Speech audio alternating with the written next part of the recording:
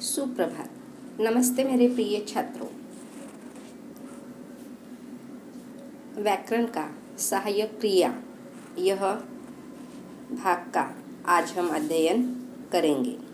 तो सहायक क्रिया यह समझकर लेने के लिए पहले हम इसके पहले कुछ उदाहरण लेंगे और उस उदाहरण से आप को मैं समझाती हूँ। देखो, सार्वजनिक अस्पताल का नाम सुनकर मैं काँप उठा। गोवा का नाम सुनते ही मन प्रसन्न हो गया। अब समुद्र भयावह दिखने लगा था। तो अब देखो, इन वाक्यों में काँप उठा, हो गया, दिखने लगा, यह क्या है? संयुक्त क्रियाएं है। यह क्या है? संयुक्त क्रियाएं। हम क्रिया देखते हैं, हम जो भी काम करते हैं तो उसे हम क्या कहते हैं? क्रिया कहते हैं। जैसे भागना, लिखना, आना, जाना, यह क्या है? सारी क्रियाएं हैं।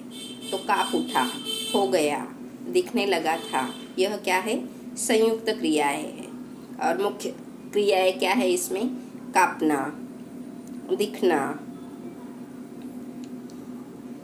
तो यह क्या है? मुख्य क्रियाएं है।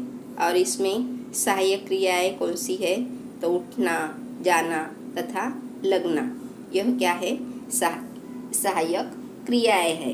तो सहायक क्रिया किसे कहते हैं? तो सहायक क्रियाएं कुछ विशेष भाव या अर्थ व्यक्त करने के लिए मुख्य क्रियाओं की सहायता करती है। जो मुख्य क्रियाएं होती है उसे उसकी मदद करती है, तो उसे सहायक क्रियाएं कहते हैं। तो अब कुछ उदाहरण इसके हम समझकर लेंगे। कुत्ते जल पक्षियों को देखकर दौड़ने लगे। तो यहाँ पर दौड़ने लगे, यह क्या है? मुख्य क्रिया है। और सहायक क्रिया क्या है? लगना। तो लगना क्रिया का प्रयोग कार्य का आरंभ सूचित करता है। तो यहाँ पर देखो, कुत्ते जल पक्षियों को देखकर दौड़ने लगे। तो यह कार्य आरंभ किया है, इसलिए लगना यह क्या है? सहायक क्रिया है यहाँ पर। अब देखो, मुझे 10 दिन अस्पताल में रहना पड़ेगा। तो यहाँ पर पड़ेगा यह क्या है? मुख्य क्रिया है। और पढ़ना यह क्या है? सहायक क्रिया है। तो आवश्यकता या मजबूरी इस वाक्य में सूचित हुई है। तीसरा वाक्य देखो, गाय को चारा देना चाहिए यह मुख्य क्रिया है। और चाहना यह कर्तव्य बोधक सहायक क्रिया है। अब देखो अगला, सिरचन ऐसी शीतल पाटी तुम ही बना सकते हो। तो यहाँ पर सकते हो यह संयुक्त क्रिया है। और सकना यह क्या है? मुख्य क्रिया है। सकना यह क्या है? सहायक क्रिया है। अगला देखो, काकी मैं कलेवा कर चुका हूँ। तो चुका यह मुख्य क्रिया है।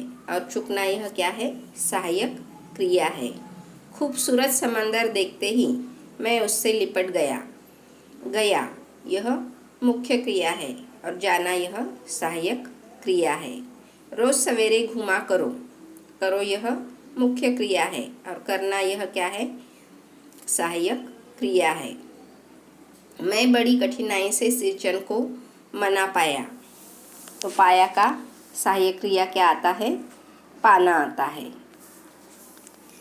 मजली भाभी का मुंह फूला रहेगा का सहायक क्रिया क्या आता है? रहना। रहेगा का सहायक क्रिया क्या है? रहना। तो हमने अब जो वाक्य देखे हैं, तो लगना, पढ़ना, चाहना, सकना, चूकना, जाना, करना, पाना, रहना आदि क्रियाओं का प्रयोग संयुक्त क्रिया में सहायक क्रियाओं के रूप में होता है। ऊपर यह बताया गया है कि ये क्रियाएं कौन से भाव प्रकट करती है। तो पढ़ी का पढ़ना, आया का आना, गए का जाना, दो का देना, लगे का लगना, लीजिए का लेना, है का होना, यह क्या है? सहायक क्रियाएं हैं। अब जो आपको प्रश्न आएंगे, एक तो वाक्य दिया जाएगा आपको वहाँ पर सहायक क्रिया का, और उस वाक्य में आपको सहायक क्रिया का शब्द पहचानना है, या शब्द दिया जाएगा, कोई भी एक सहायक क्रिया का शब्द दिया जाएगा और उसका आपको वाक्य बनाना है मुख्य क्रिया में। तो यह समझ में आया छात्रों। अब अगला है प्रेरणार्थक क्रिया। तो प्रेरणार्थक क्रिया यह भी आपका हुआ ही है। प्रथम प्रेरणार्थक, द्वितीय प्रेरणार्थक और मूल धातु। अब देखो यहाँ पर उदाहरण। गोपाल कहानी लिखता है। पिताजी गोपाल से कहानी लिखवाते हैं। पिताजी शिक्षक द्वारा गोपाल से कहानी लिखवाते हैं। दूसरा उदाहरण देखो। सुमन सेब खाती है। माँ सुमन को सेब खिलाती है। माँ नौकरानी द्वारा सुमन को सेब खिलवाती है। तो इन वाक्य में लिखना और खाना क्रियाओं के दो दो रूप है। मूल क्रियाएं देखो, लिखना और खाना, यह मूल क्रियाएं है, मूल धातु है। अब उसे दूसरे रूप में लिखना तथा लिखवाना और खिलाना तथा खिलवाना, यह बने हुए हैं। तो यहाँ पर अब देखो, लिखना तथा खिलाना प्रथम प्रेरणार्थक है और लिखवाना तथा खिलवाना यह क्या है, द्वितीय प्रेरणार्थक रूप है। प्रथम प्रेरणार्थक में कर्ता क्रिया करने में भागीदारी होता है। द्वितीय प्रेरणार्थक में भागीदारी केवल प्रेरणा रूप में होती है। जिस क्रिया से यह मालूम हो कि कर्ता दूसरे के लिए काम कर रहा है उसे प्रेरणार्थक क्रिया कहते हैं। तो हम देखते हैं जो मूल धातु होते हैं, तो मूल धातु के अंत में आ जोड़ने से प्रथम प्रेरणार्थक और वा जोड़ने से द्वितीय प्रेरणार्थक रूप बनता है। अब इसके कुछ उदाहरण हम समझ कर लेंगे। मूल धातु है उठना, तो प्रथम प्रेरणार्थक उठाना और द्वितीय प्रेरणार्थक उठवाना। गिरना, गिराना, गिरवाना। फैलना, फैलाना, फैलवाना। सुनना, सुनाना, सुनवाना। छिपना, छिपाना, छिपवाना। लिखना, लिखवाना, लिखवाना। उड़ना, उड़ाना, उड़वाना। दौड़ना, दौड़ाना, दौड़वाना। तो यह प्रथम प्रेरणार्थक और द्वितीय प्रेरणार्थक यह परीक्षा में आते हैं 1 मार्क के लिए। तो प्रथम प्रेरणार्थक और द्वितीय प्रेरणार्थक आपको दोनों भी लिखने होते हैं। मूल धातु के शब्द आपको लिखने के लिए आएंगे। उसके बाद प्रथम प्रेरणार्थक आपको लिखना है और द्वितीय प्रेरणार्थक आपको लिखना है।